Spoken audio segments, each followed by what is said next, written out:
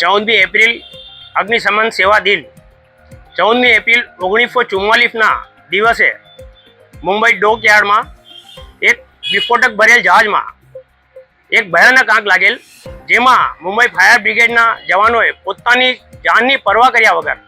આગ ઓલવવાની કામગીરી કરવામાં આવેલ, જેમાં મુંબઈ ફાયર બ્રિગેડના 66 જેટલા જવાનોએ પોતાની જાન ગુમાવેલ અને અન્ય 300 જેટલા લોકો આનો ભોગ બનેલ। તે દિવસથી ભારત સરકાર દ્વારા 14મી એપ્રિલ એટલે કે અગ્નિશમન સેવા દિન તરીકે ઉજવણી કરવામાં આવેલ, જેમાં દાહોદ ફાયર બ્રિગેડ દ્વારા આજે અત્રે શહીદોના માનમાં શ્રદ્ધાંજલિ અર્પણ કરવાનો કાર્યક્રમ રાખવામાં આવેલ, જેમાં નગરપાલિકા પ્રમુખ શ્રી નીરજભાઈ દેસાઈ, સદસ્યશ્રીઓ, નગરપાલિકા સ્ટાફ તેમજ ફાયર વિભાગના જવાનો દ્વારા શહીદોને શ્રદ્ધાંજલિ અર્પણ કરવામાં આવેલ અને અત્રેથી લોકો વચ્ચે ફાયર આગ વિશે જાગૃતતા આવે